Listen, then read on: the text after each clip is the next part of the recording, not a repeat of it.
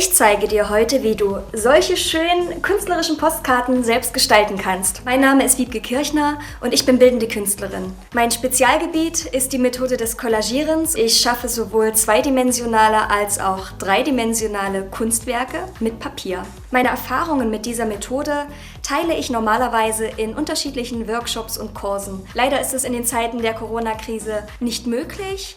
Damit du aber trotzdem kreativ zu Hause werden kannst, habe ich dir dieses Video aufgenommen. Für das Collagieren braucht ihr Bilder zum Zerschneiden. Ich nutze hierfür alte Bücher, Zeitschriften, Fotos, Postkarten, Flyer, Spielkarten und spannende Verpackungsmaterialien. Ihr braucht Zeichenkarton, eine Schneideunterlage oder Pappe, einen Kleber, ich nehme am liebsten Flüssigkleber, einen Stift, eine Schere und einen Cutter, ein Lineal und Klebeband. Ich nutze mattes Paketklebeband, Kreppband und Effekttape.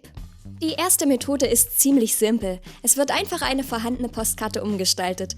Vorteil ist, dass die Karte bereits das richtige Format besitzt, aber auch Fotos in der Größe 10x15 würden sich als Bildgrundlage eignen.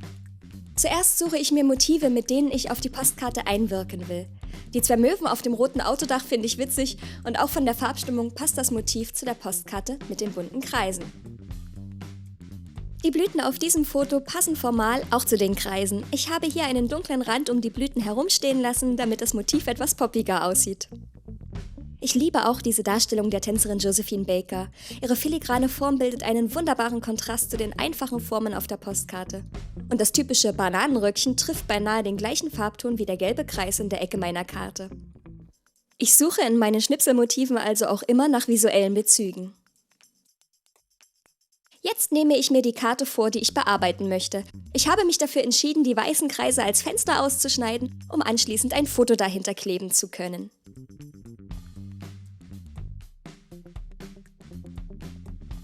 Um hinter jedem Fensterchen einen bestimmten Bildausschnitt zu haben, schneide ich meine ausgewählten Motive grob aus und klebe sie anschließend auf die Rückseite meiner Karte.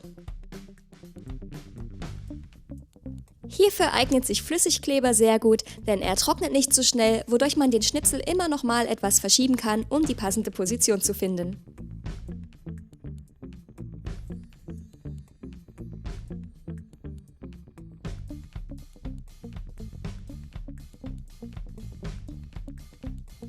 Da der Schnipsel mit den Blüten recht groß ist und viel von meiner Karte verdecken würde, habe ich mich dafür entschieden, diese 2 Kreise auszuschneiden, um die Blüten durch die entstandenen Lücken hindurchzuschieben.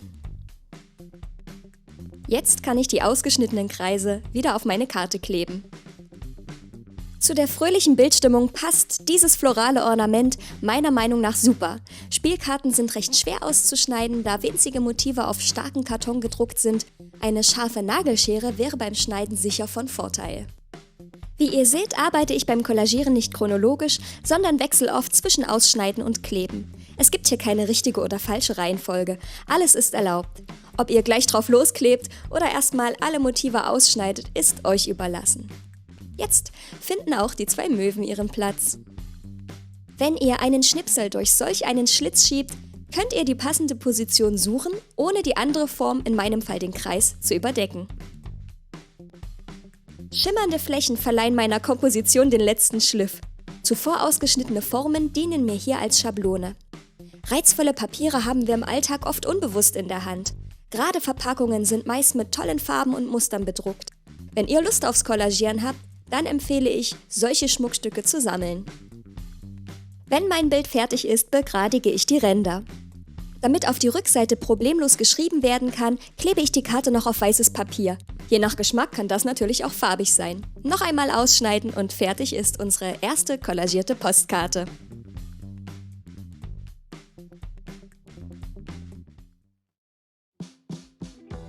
Bei der zweiten Methode lösen wir uns zunächst etwas von der Vorstellung einer Postkarte. Ich suche wieder Bildmotive, die mir durch ihre Farbigkeit, Struktur oder Stimmung reizvoll erscheinen. Hierfür nutze ich ausrangierte Bücher.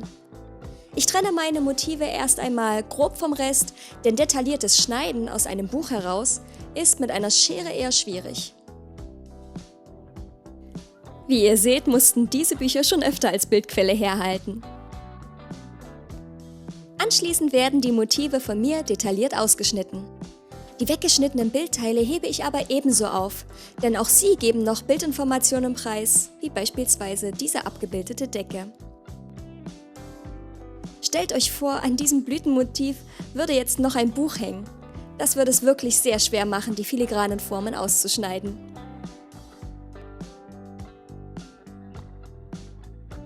Ich finde insbesondere Schnittreste sehr spannend, da sie aus ihrem Kontext herausgelöst sind und so nur einen Bruchteil ihrer ursprünglichen Bilderzählung zeigen. Der Rest ist dann unserer Fantasie überlassen.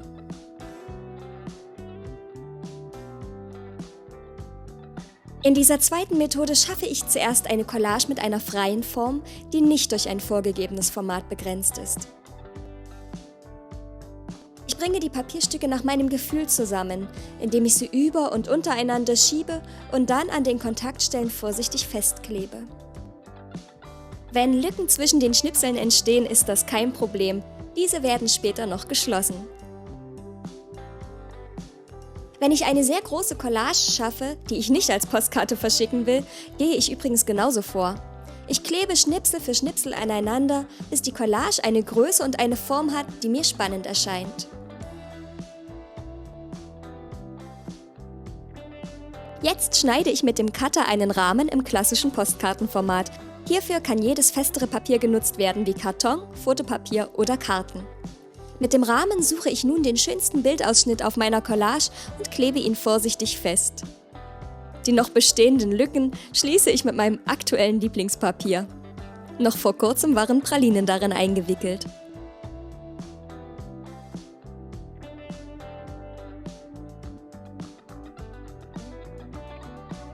Nun begradige ich wieder den Rand meiner Postkarte und klebe die Rückseite auf Zeichenkarton. Das stabilisiert die mitunter sehr dünnen Papierschnipsel und schafft wiederum eine Schreibfläche für eure Postkartentexte. Und schon ist die zweite Karte fertig. Sie wirkt romantisch verträumt. Ich mag das sehr, sehr gerne.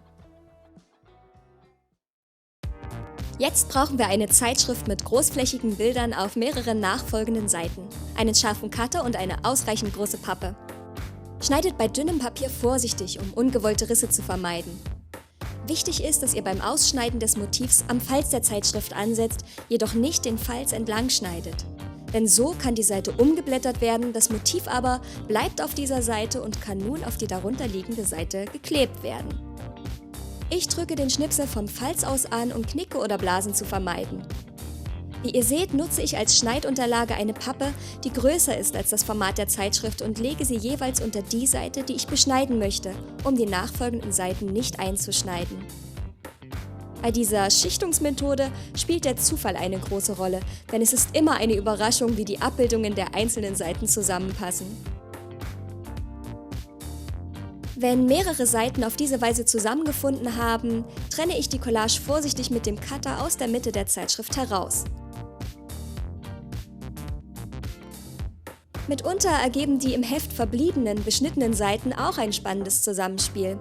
Ich klebe sie deshalb ebenso aneinander und trenne die geschichtete Collage wieder vorsichtig mit dem Cutter aus der Heftmitte heraus.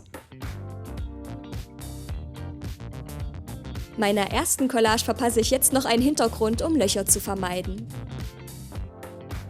Um die Collagen nun ins gewünschte Format zu bringen, baue ich mir zunächst einen Auswahlrahmen.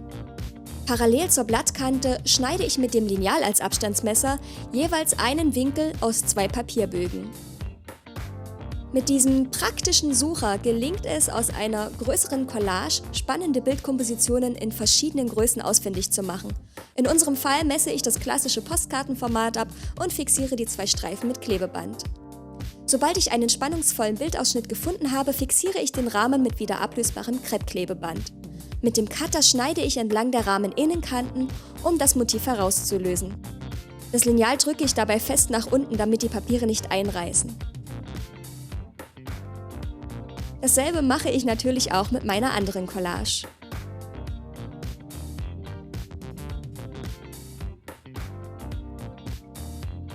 Um den 2 Karten Stabilität und eine Schreibfläche zu geben, klebe ich sie wieder auf einfarbigen Karton und schneide sie abermals aus.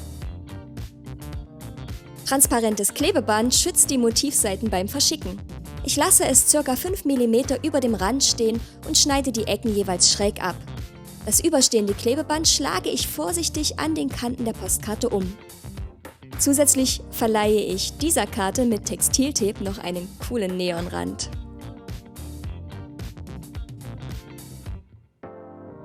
Ja, das war's auch schon. Also ich persönlich finde diese Karten super schön und freue mich schon sehr darauf, die zu verschicken. Wenn euch mein Video gefallen hat, dann zeigt mir das, indem ihr mir einen Daumen nach oben da lasst. Wenn ihr kein weiteres Video von mir verpassen wollt, dann abonniert meinen Kanal. Schreibt mir auch gerne in die Kommentare, wie es euch ergangen ist während des Collagierens. Ich bedanke mich fürs Zusehen und wünsche euch ganz viel Spaß beim künstlerischen Schaffen.